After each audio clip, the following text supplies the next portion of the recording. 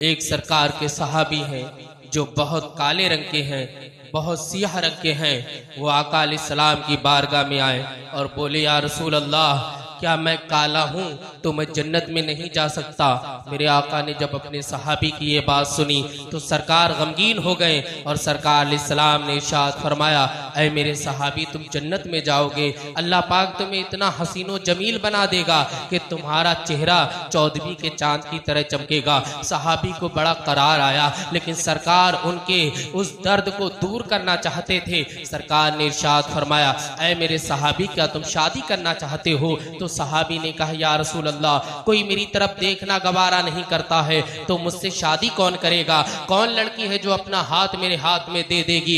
और कौन माँ बाप है जो अपनी बेटी को इतने काले इंसान के निकाह में दे देंगे? अल्लाह अकबर। सरकार ने इरशाद फरमाया, मैं तुम्हारी शादी करना चाहता हूँ, मैं तुम्हें खुशियां देना चाहता हूँ। वो इतने काले थे कि किसी भी महफिल में चले जाते तो अलग ही दिखाई पड़ते, नुमाया चेहरा था। सरकार ने सलाम ने फरमाया, जाओ तुम हजरते अमर बिन सख्फी के पास जाओ और उनसे कहो कि सरकार ने तुमसे कहा है, ऐ वहाब सख्फी, कि तुम अपनी बेटी का शादी मेरे साथ कर दो। अल्लाह अकबर। अब ये जब सुनते हैं तो ये बड़ा ताज्जुब में होते हैं कि शहर के इतने अमीर तरीन इंसान, जिनकी लड़की बहुत ज्यादा खूबसूरत है, जो हुस्नो जमाल की पैकर है, जो सीरत में भी आला, सूरत में भी आला, और सरकार ने फरमाया कि उनके साथ मैं तुम्हारा निकाह करना चाहता हूं, तुम मेरा पैगाम लेकर के जाओ। अब ये सहाबी उठते हैं जो काले रंग के हैं, बहुत ज्यादा शक्ल जिनकी काली है, ये जाते हैं दरवाजे पर दस्तक देते हैं। हजरत अमर निकलते हैं, कहते कहो क्या बात है?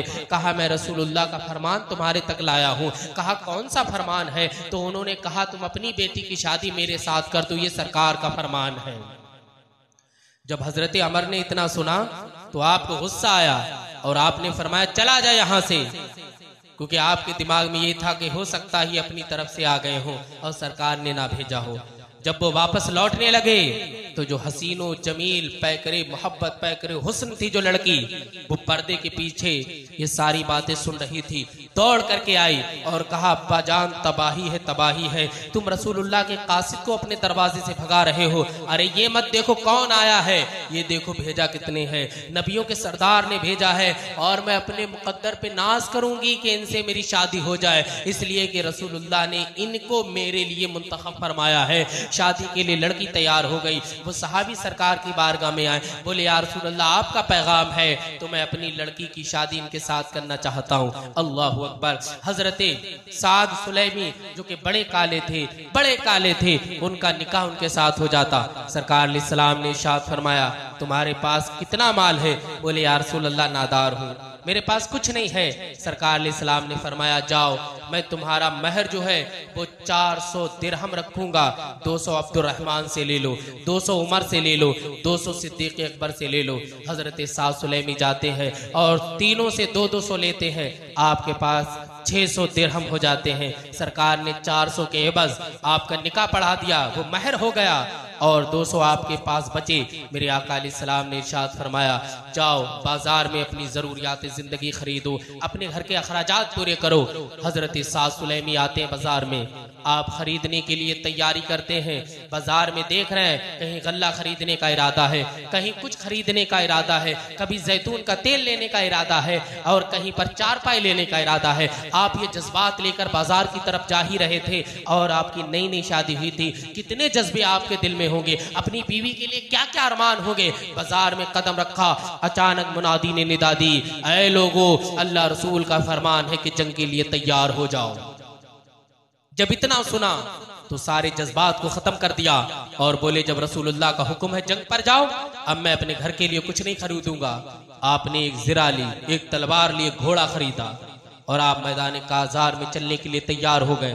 अपने चेहरे को आपने रुमाल से ढक लिया ताकि कोई पहचान ना सके।